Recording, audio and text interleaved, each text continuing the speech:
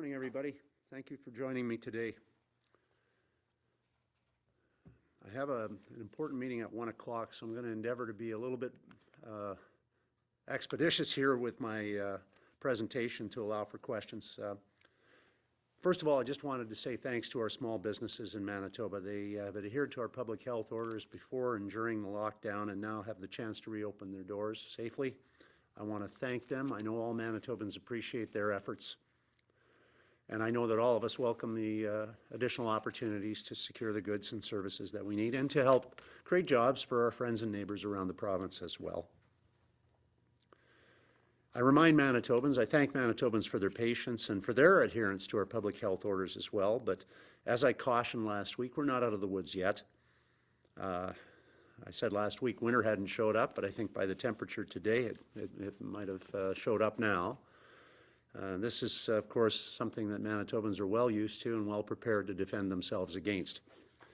But there's also the issue of COVID variants. And COVID variants are showing up all around the world. Thank goodness not here in Manitoba as of yet, but in over, I am told, 40 countries. We're seeing COVID variants. They're virulent. They are, according to initial research, potentially up to 30% more fatal and more transferable as well. There is a real danger with those variants, and that variant reality is very real, and it's resulted in a dramatic surge in many other jurisdictions' case numbers, not just England, not just South Africa, Brazil, but many other countries as well. And we are now seeing cases in Canada, including a tragic outbreak in Ontario in a seniors' home. So I say this because I want to remind Manitobans to be careful. I want you to be careful. I want you to adhere to our rules, our public health rules, as Dr. Roussin has outlined them. Two people. Pick two people, and those same two people will be your new contact opportunity for the next few weeks. So today, out of an abundance of caution, realizing that our vaccine supply is not only limited, but has been more severely limited in recent days as a consequence of decisions made by the manufacturers, and because of that abundance of caution that is necessary at this point in time, making two announcements today. First of all, I am calling on the federal government in support of the federal government imposing greater security at our international borders for returning travelers. And by that, I mean let's defend against these, not only COVID, but COVID variants as well. These issues were discussed last week with the Prime Minister, and I want to add Manitoba's voice to the voices of other premiers who have spoken in support of the moves that need to be made to make sure that protection is real. Secondly, after conferring with our public health officials and Dr. Roussin specifically, we are going to amend our public health orders to ensure that anyone returning to Manitoba, including Western Canada, must self-isolate for a period of 14 days. Premièrement, j'appelle le gouvernement fédéral à imposer une plus grande sécurité à nos frontières internationales pour les voyageurs internationaux de retour. Deuxièmement, nous nous sommes entretenus avec le Dr. Roussin et nous allons modifier nos ordonnances de santé publique pour nous assurer que quiconque retourne au Manitoba, y compris dans l'Ouest canadien, doit s'isoler pendant une période de 14 jours. This is being done out of an abundance of caution to protect Manitobans. The variant is not just in Eastern Canada, as I referred to earlier. It is in Western Canada as well. There have been cases already in British Columbia, cases already in Alberta, and we do not want these variants, whether it's the British, the South African version, or some other, in Manitoba. So now is not the time for non-essential travel. We all need to do our part to keep each other safe. We need to limit the contacts we have, and we need to maximize the safety that we all desire. Any questions, I'm happy to take. Thank you, Premier. Reporters are reminded we will have one question and one follow-up today, beginning with Global and Joe. Hi there, Mr. Premier. the measures you're calling on the federal government to take at the border, what kind of measures are you thinking? Well, we need to step up our enforcement, first of all, of existing orders. We have existing prohibitions already for entry of non-Canadians, but we need to have additional restrictions in terms of those who are returning to the country. And restrictions also have to be brought into place and made real by the federal government, and enforcement has to follow. And for the bringing back the 14-day self-isolation for travelers from Western Canada, why now, not before when the numbers were much higher? Is it because of the new variant concerns? Yeah, that's not the only concern, Joe, but it's a real concern. We're seeing the presence of these variants growing around the world. We're seeing a number of cases appearing in Canada, and we're seeing significant problems in the UK, South Africa, and many other countries. This is an article from the Globe and Mail today. British variant more deadly. Researchers say 30% more deadly, according to initial research. So there's real reason for concern, and we're acting out of a sense of concern and out of an abundance of caution. We feel these measures are necessary now. From the Brandon Sun, Drew. Thank you. Mr. Premier, what will be, for the 14-day self-isolation, what will be the rules for people who live on the Manitoba-Saskatchewan border? Will they be if they go across for a quick trip, they have to self-isolate, or can you just kind of just talk about that a little bit? Yeah, Dr. Roussin and I talked about that. There's normal interaction that is customary and in fact, in many cases, is considered essential on our borders with Saskatchewan and to some degree with Ontario. And this order is not designed to stop people who are, 2 miles away from, or 17 miles away from Yorkton and used to shopping there from shopping there. But these requirements are designed to stop non-essential travel of not specifically air, but air travel in particular in our country without requirements for self-isolation being imposed, as has been the case up till now for returning travelers from Western Canadian destinations. Okay, thank you. And at this point, have you got any sense of when this could be lifted? Is it more when COVID cases decline, or is it about the variant specifically declining? Well, let's be clear. We're in a marathon. We're not in a sprint. I think that this talk about the vaccine being the cavalry is dangerous anytime, and especially when you see the interruptions in the flow of vaccines. It emphasizes to Manitobans that you can't let your guard down. So I guess what I'm talking about today is play defense. Remember to play defense now. We're fighting against COVID. We're fighting against the variants of COVID that perhaps our vaccines won't even work against.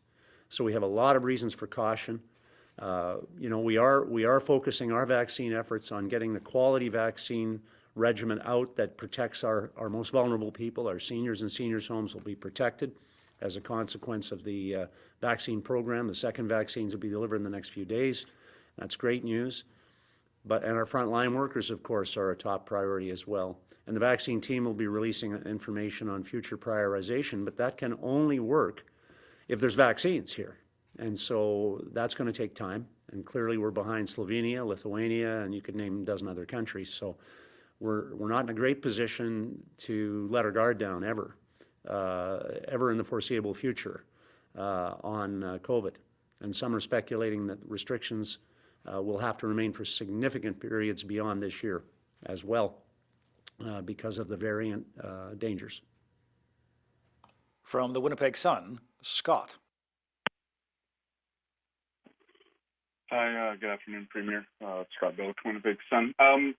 Sorry, maybe you said it. Is this immediate? Does this come in right away? If not, when will this order be amended?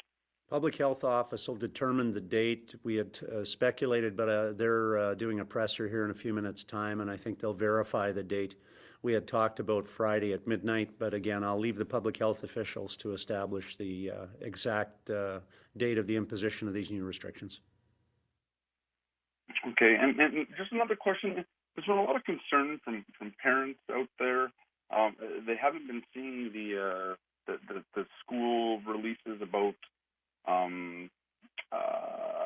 like cases in schools. They haven't come out. I heard one person saying about 200 cases since December 31st, but very few letters have gone out to parents. Has the province stopped sending those letters out to parents or posting them online? My knowledge, Scott, but it's a great question to ask. I think Dr. Atwell is going to be available to you in a few minutes' time, and he'll be able to address that question. From CBC Manitoba, Bart. Mr. Premier, just to clarify, the people in Manitoba border communities cross that border. What about the people in Saskatchewan and Ontario border communities? Can they come in and go back as well? My understanding is that that'll be up to the province they're returning to, Bartley, not us. But, we'll have, again, the public health officials will work on the details. My understanding from my discussion with Dr. Roussin earlier today is that he didn't intend these orders to create a sort of a disaffected result for people who normally travel from, a border community across to get their hardware and groceries and that type of thing.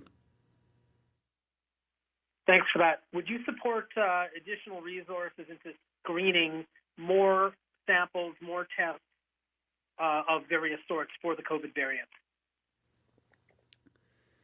Yeah, that was another part of our discussion this morning. Also, yes, I just support a discussion on that and take the direction of our public health officials on that. Also, in terms of airport security and restrictions or additional testing that might be made available at our airports, there are some test pilots going on in Ontario and Alberta that I understand could be something that Barry Rempel over at the Airport Authority might be receptive to. So that discussion's underway, I understand, and we'll look forward to seeing what else we can do to make sure that we're not just keeping the variant out, but doing a great job of protecting our population from the possibilities of COVID expanding, either the COVID-19 or the variants thereof.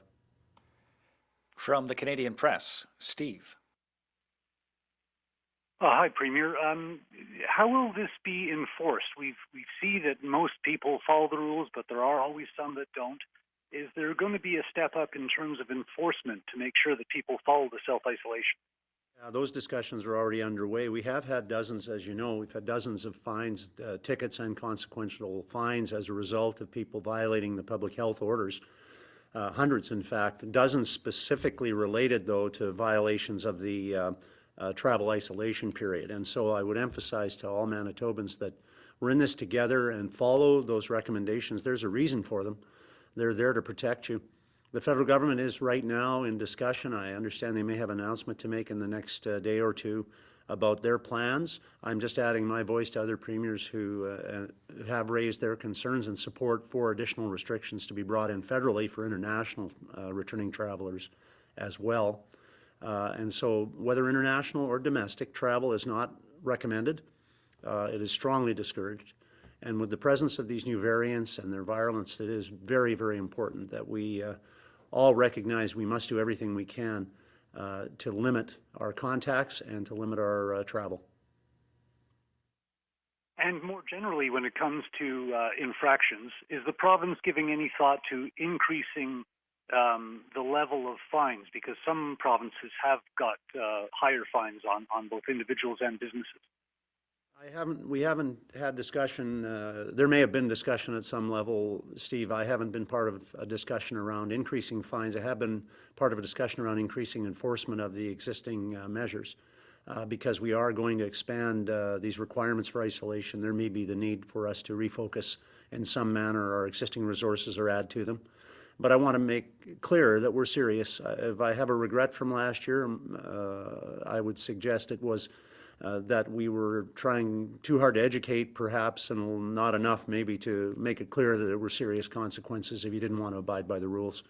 So we don't want to make those mistakes again. We want to learn from them. And so having these penalties in place for those who choose to shirk the rules is important. And we'll continue to focus on enforcement as a necessary part of protecting one another. From CTV Winnipeg, Jeff. Oh, hi, Mr. Premier. I'm just wondering, do you envision this amendment with regards to travel to the public health order as indefinite, more than just, okay, it's going to be in place for at least 2 weeks and then we'll see? Do you envision this as more of an indefinite order because of the variants and the vaccines and everything you mentioned? Well, if you tell me that the variant is for an indefinite period, I'll tell you for sure that this is for an indefinite period, but I don't have that knowledge. These variants are posing major concerns to governments all over the country. I'll just read you what a leading researcher from Britain said.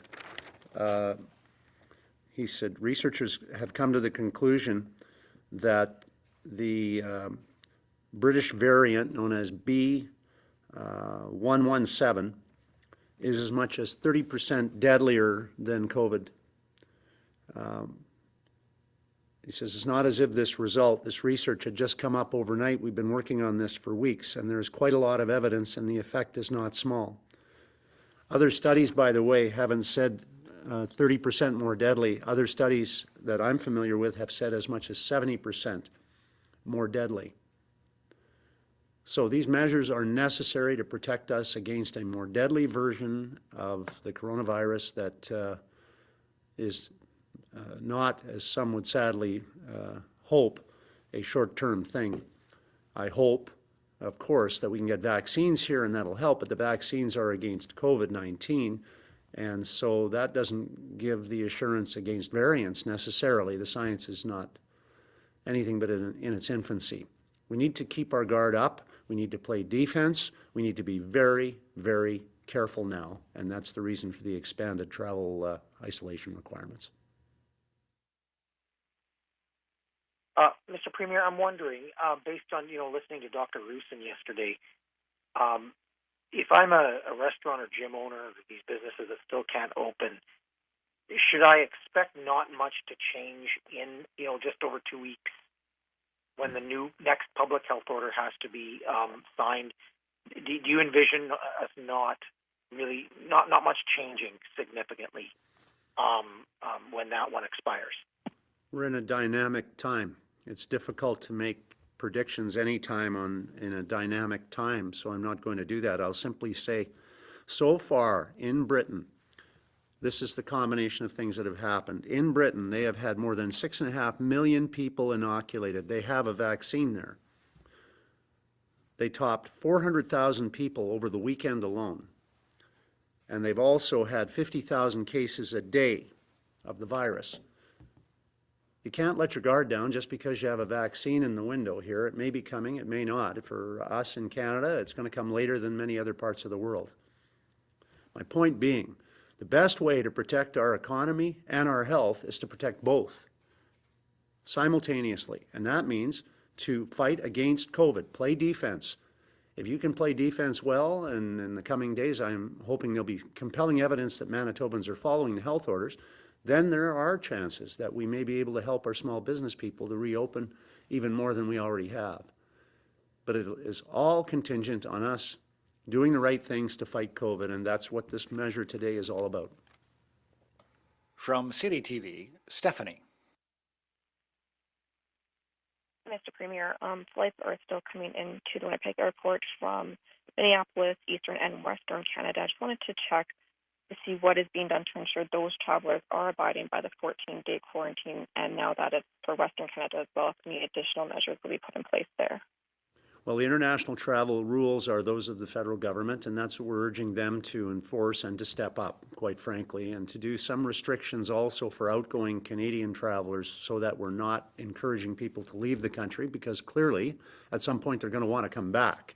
And when they come back, we don't want them bringing COVID or a variant with them when they come back. So stepping up the rules around travel, making sure there's additional enforcement are critical to this. And so again, premiers have been urging the federal government on these measures for some time, and now I'm encouraged to hear word that the federal government may be proposing to take some action in the very near future.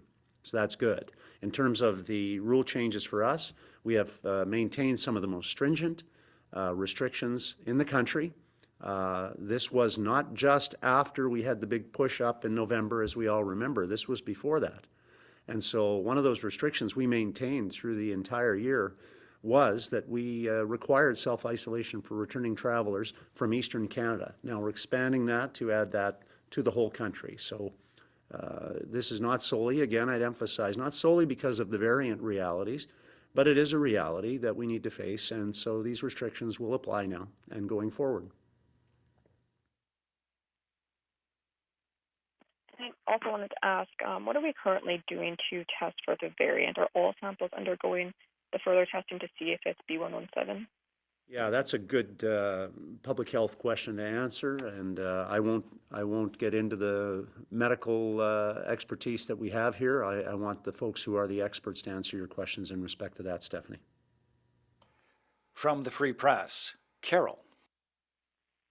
Hi, Premier. Do you have any misgivings about the NHL teams traveling throughout Canada with the variant now that it's a threat and it's here in Canada? Well, I'm concerned on a lot of levels, Carol, and that's probably pretty clear from my tone today and the comments I'm making. But I have been very impressed. I know Dr. Roussin would say the same. The public health officials met with, I'm not sure if they met with Mark Chipman, but they met with Jets executives. They were briefed by the NHL on their entire protocol, and they were most impressed by the measures that they're taking to protect their players and everyone else. So I don't think that they have expressed misgivings in respect of that or regrets in hindsight. But again, that would be a question you might want to ask the public health officials as well. And Premier, your MLA, James Teitzma, traveled through Western Canada against public health directives over the holidays. Why has he not faced any disciplinary action? Yes, he did, as did 3 NDP MLAs, which is yet to be reported by your paper, and yes, he has faced disciplinary action. From CHVN, Taylor. Hi, good afternoon. If someone has received 2 of the COVID-19 vaccines, will they need to isolate? Well, again, the public health officials will give you the details on that, but I would say absolutely, and we'll let them answer the question. The benefit of our approach in Manitoba, and I want to applaud the work of our vaccination team. You'll learn more about them in briefings in the next few days, but these are, frankly, dozens and dozens of our best health experts in other various aspects of logistics and management and planning that have been working as a team very, very well, and their planning resulted in us defending our system against the delays, federal, I don't mean federal delays, but the delays caused by the federally contracted companies not being able to supply vaccines. And that meant that we were able to get the second vaccines out better than most other provinces. I think right now we're 3rd in the country in administering second doses. Why does that matter? Well, because the second dose is where you get the most protection.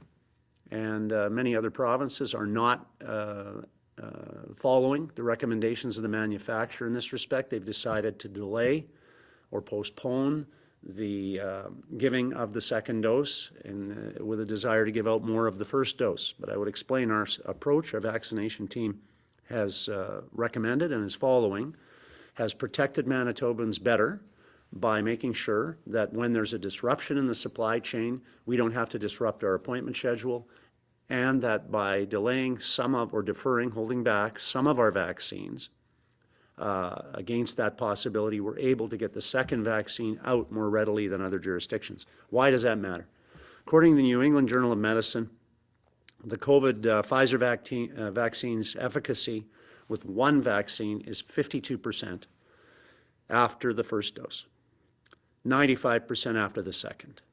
So we want to make sure we get that second dose out, and we are working, we're not, as I've said before, going to substitute safety for speed.